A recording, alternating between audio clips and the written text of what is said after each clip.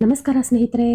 September 7ನೇ ತಾರೀಕು ಅಂದ್ರೆ ನಾಳೆನೆ ಅತಿ ಶಕ್ತಿಯುತವಾದ ಹುಣ್ಣಿಮೆಯ ಜೊತೆಗೆ ಸಂಪೂರ್ಣ ರಾಹುಗ್ರಸ್ತ ಚಂದ್ರಗ್ರಹಣ ರೂಪುಗೊಳ್ಳಲಿದೆ. ಹುಣ್ಣಿಮೆಯ ಜೊತೆಗೆ ಸಂಪೂರ್ಣ ಚಂದ್ರಗ್ರಹಣ ಬರುವುದು ತುಂಬಾ ಅಪರೂಪ. ಹುಣ್ಣಿಮೆ ಅಂದ್ರೆ ಲಕ್ಷ್ಮೀ ದೇವಿಗೆ ತುಂಬಾ ಪ್ರೀತಿ. ಹಾಗಾಗಿ ನಾಳೆ ಮಹಾಲಕ್ಷ್ಮಿಯನ್ನು ನಿಮ್ಮ ಮನೆಯಲ್ಲಿ ಪೂಜಿಸಿದರೆ ನಿಮ್ಮ ಮನೆಯೆಲ್ಲ ಕೂಡ ಹಣದಿಂದ ತುಂಬಿ ಹೋಗುತ್ತದೆ. ಅಂದರೆ 4 ಕಡೆಯಿಂದ ಹಣ ನಿಮ್ಮ ಮನೆ ಹುಡುಕಿಕೊಂಡು ಬರುತ್ತದೆ. ಅದೇ ರೀತಿ ನಾಳೆ ರಾತ್ರಿ ಗ್ರಹಣ ಬರಲಿದೆ. ಹಾಗಾಗಿ ನಾಳೆ ನೀವು ಯಾವ ನಿಯಮಗಳನ್ನು ಆಚರಿಸಬೇಕು ಅನ್ನೋದು ಈ ವಿಡಿಯೋದಲ್ಲಿ ತಿಳಿಸ್ಕೊಡ್ತೀನಿ. ಈ ನಿಯಮಗಳನ್ನು ನೀವು ನಾಳೆ ಮಾಡೋದ್ರಿಂದ ಯಾವ ಗ್ರಹಣದ ದೋಷವೂ ಬರದೆ 1 ವರ್ಷ ಆರಾಮಾಗಿ ಬದುಕಬಹುದು. ಆದ್ರೆ ಅದಕ್ಕೂ ಮುಂಚೆ ನೀವಿನ್ನೂ ನಮ್ಮ ಚಾನೆಲ್ ಅನ್ನು ಸಬ್ಸ್ಕ್ರೈಬ್ ಮಾಡ್ಕೊಂಡಿಲ್ಲ ಅಂದ್ರೆ ಖಂಡಿತ ಈಗಲೇ ಸಬ್ಸ್ಕ್ರೈಬ್ ಮಾಡ್ಕೊಳ್ಳಿ. ಹಾಗೆ ಈ ವಿಡಿಯೋ ಇಷ್ಟ ಆದ್ರೆ ಮರೀದೇ ಒಂದು ಲೈಕ್ ಕೊಡಿ. ಭಾದ್ರಪದ ಹುಣ್ಣಿಮೆಯಂದು ಸಂಪೂರ್ಣ ಚಂದ್ರಗ್ರಹಣ ತುಂಬಾ ಅಪರೂಪವಾಗಿ ಬಂದಿದೆ. ಇದು ಸುಮಾರು 100 ವರ್ಷಗಳ ಹಿಂದೆ ಬಂದಿತ್ತು. ಮತ್ತೆ ಈಗ ಹುಣ್ಣಿಮೆಯ ದಿನ ಗ್ರಹಣ ಬಂದಿರುವುದಾಗಿ ಪಂಡಿತರು ಹೇಳುತ್ತಿದ್ದಾರೆ. ಈ ಭಾದ್ರಪದ ಹುಣ್ಣಿಮೆ ಹಾಗೂ ಚಂದ್ರಗ್ರಹಣಕ್ಕೆ ತುಂಬಾನೇ ಶಕ್ತಿ ಇರುತ್ತದೆ. ಹಾಗಾಗಿ ನಿಮ್ಮ ಕಷ್ಟಗಳೆಲ್ಲವೂ ಹೋಗಿ ನಿಮಗೆ ಶುಭ ನಡೆಯಬೇಕು ಅಂದರೆ ನಾನು ಈ ವಿಡಿಯೋದಲ್ಲಿ ಹೇಳೋ ರೀತಿಯಲ್ಲಿ ಕೆಲವು ನಿಯಮಗಳನ್ನು ಅಥವಾ ಪರಿಹಾರಗಳನ್ನು ನಾಳೆ ಮಾಡಿ ನೋಡಿ. ಇನ್ನು ನಿಮ್ಮಷ್ಟು ಅದೃಷ್ಟಶಾಲಿಗಳು ಯಾರೂ ಇರುವುದಿಲ್ಲ ಎಂದೇ ಹೇಳಬಹುದು. ನಾಳೆ ಬೆಳಿಗ್ಗೆ 11 ಗಂಟೆಯವರೆಗೂ ಎಷ್ಟೋ ಶುಭ ಗಳಿಗೆ ಇದೆ. ಹಾಗಾಗಿ ನಾಳೆ ಬೆಳಿಗ್ಗೆ 11 ಗಂಟೆ ಒಳಗಡೆ ತಪ್ಪದೆ ನಿಮ್ಮ ಮನೆಯಲ್ಲಿ ಲಕ್ಷ್ಮೀ ದೇವಿಗೆ ದೀಪಾರಾಧನೆ ಮಾಡಬೇಕು. ನಾಳೆ ನಿಮ್ಮ ಮನೆಯಲ್ಲಿರೋ ಮಹಾಲಕ್ಷ್ಮಿ ಫೋಟೋ ಅಥವಾ ವಿಗ್ರಹಕ್ಕೆ ಕೆಂಪು ಬಣ್ಣದ ಗುಲಾಬಿ ಹೂವುಗಳಿಂದ ಅಲಂಕಾರ ಮಾಡಿ ಹಸು ತುಪ್ಪದಿಂದ 2 ದೀಪಗಳನ್ನು ಹಚ್ಚಬೇಕು.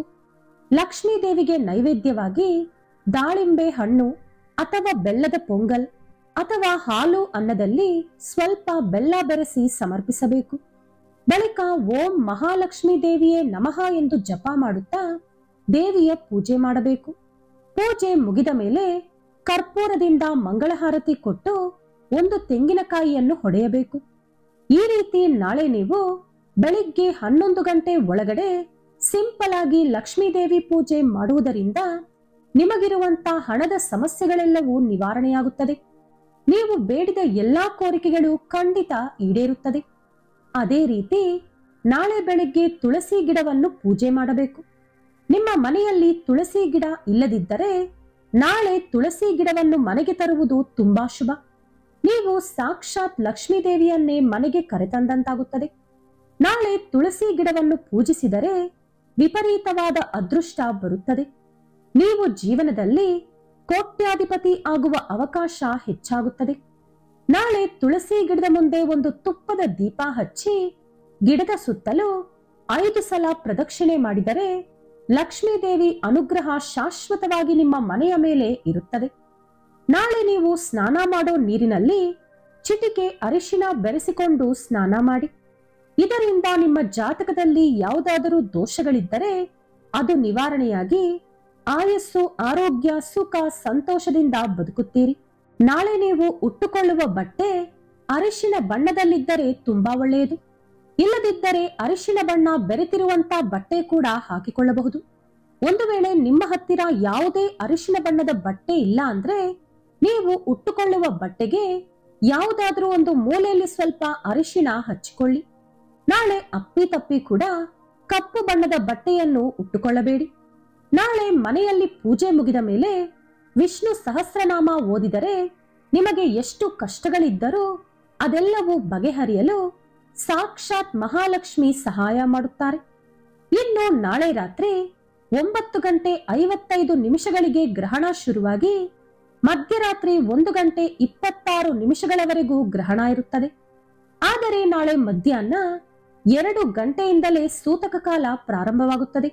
ಸೂತಕ ಕಾಲ ಅಂದರೆ ಗ್ರಹಣದ ಕೆಟ್ಟ ಪ್ರಭಾವ ಭೂಮಿಯ ಮೇಲೆ ನಾಳೆ ಮಧ್ಯಾಹ್ನ 2 ಗಂಟೆಯಿಂದಲೇ ಕೆಲಸ ಮಾಡಲು ಶುರು ಮಾಡುತ್ತದೆ. ಹಾಗಾಗಿ ನಿಮ್ಮ ದೇವರ ಮನೆ ಬಾಗಿಲನ್ನು 2 ಗಂಟೆಯ ಒಳಗಡೆಯೇ ಮುಚ್ಚಿಡಬೇಕು.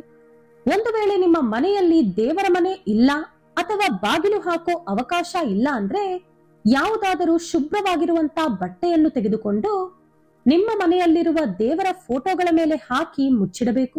ಒಂದು ವೇಳೆ ದೇವರ ಮನೆ ಬಾಗಿಲು ಮುಚ್ಚಿದರೂ ಕೂಡ ಆ ಬಾಗಿಲಿನ ಒಳಗಡೆ ಬೆಳಕು ಹೋಗದಂತೆ ಬಟ್ಟೆಯಿಂದ ಕವರ್ ಮಾಡಬೇಕು. ಇನ್ನು ತುಳಸಿ ಗಿಡದ ಮೇಲೂ ಕೂಡ ಒಂದು ಬಟ್ಟೆಯನ್ನು ಕವರ್ ಮಾಡಿ. ಮಧ್ಯಾಹ್ನ 2 ಗಂಟೆಯಿಂದ ರಾತ್ರಿ ಗ್ರಹಣ ಮುಗಿಯುವವರೆಗೂ ಕೂಡ ತುಳಸಿ ಗಿಡವನ್ನು ನೀವು ಮುಟ್ಟಲು ಹೋಗಬಾರದು. ಒಂದು ವೇಳೆ ಮುಟ್ಟಿದರೆ ತುಳಸಿ ಗಿಡಕ್ಕೆ ಇರುವಂತ ಪವಿತ್ರತೆ ನಾಶವಾಗುತ್ತದೆ. ಹಾಗೆ ಗ್ರಹಣದ ಕೆಟ್ಟ ಕಿರಣಗಳು ತುಳಸಿ ಗಿಡದ ಮೇಲೆ ಬಿದ್ದರೆ ಆ ಗಿಡ ಅದರ ಪವಿತ್ರತೆ ಕಳೆದುಕೊಳ್ಳುತ್ತದೆ. ಮತ್ತೆ ನೀವು ಹೊಸದಾಗಿ ತುಳಸಿ ಗಿಡ ತರಬೇಕಾಗುತ್ತದೆ. ಆದ್ದರಿಂದ ಒಂದು ಬಟ್ಟೆಯನ್ನು ನಾಳೆ ಮಧ್ಯಾಹ್ನ 2 ಗಂಟೆಗೂ ಮುಂಚೆಯೇ ತುಳಸಿ ಗಿಡದ ಮೇಲೆ ಪೂರ್ತಿಯಾಗಿ ಕವರ್ ಮಾಡಿ.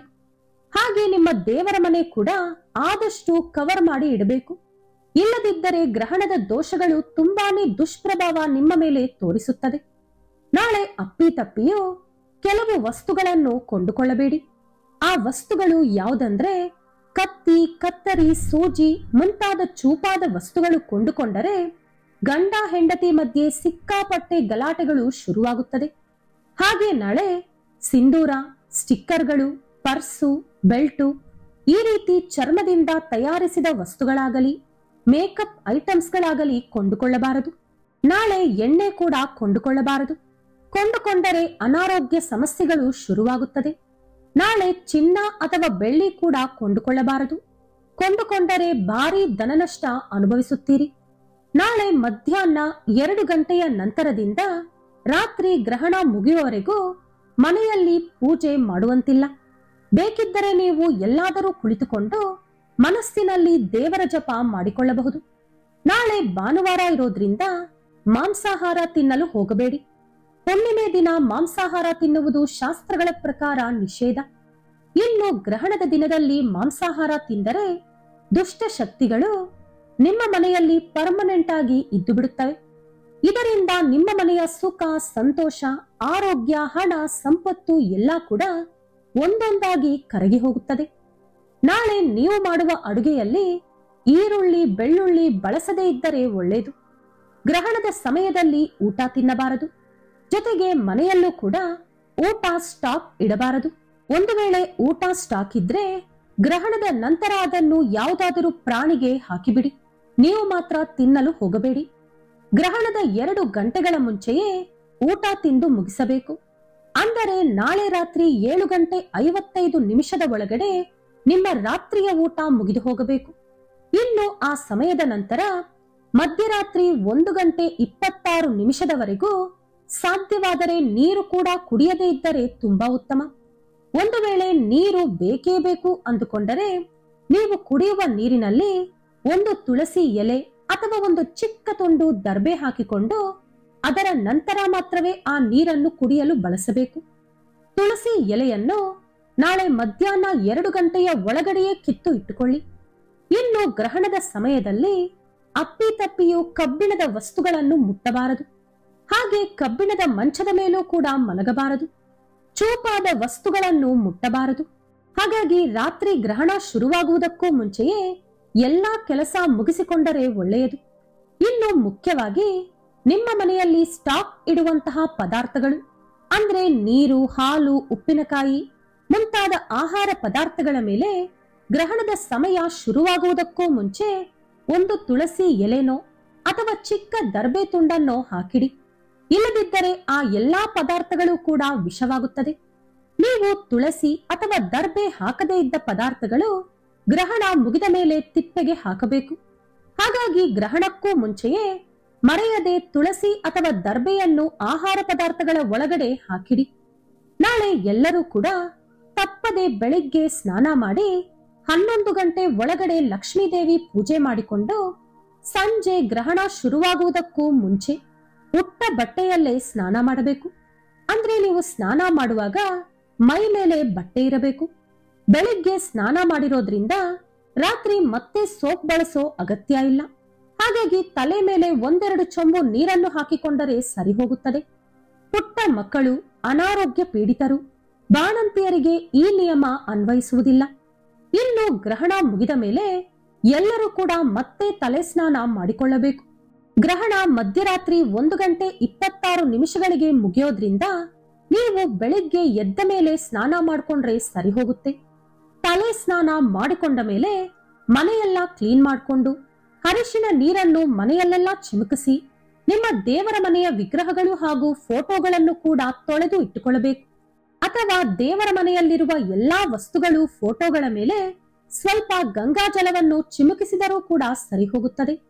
ಇದರ ನಂತರ ನಿಮ್ಮ ಮನೆಯಲ್ಲಿರುವ ಪ್ರತಿಯೊಬ್ಬರೂ ಕೂಡ ಅವರವರ ತಲೆಯ ಮೇಲೆ ಸ್ವಲ್ಪ ಗಂಗಾಜಲ ಅಥವಾ ಗೋಮೂತ್ರ ಅಥವಾ ಅರಿಶಿನ ನೀರನ್ನು ಚಿಮುಕಿಸಿಕೊಂಡು ಪೂಜೆ ಮಾಡಿ ಅದರ ನಂತರವೇ ಆಹಾರವನ್ನು ಹೊಸದಾಗಿ ತಯಾರಿಸಿಕೊಂಡು ತಿನ್ನಬೇಕು.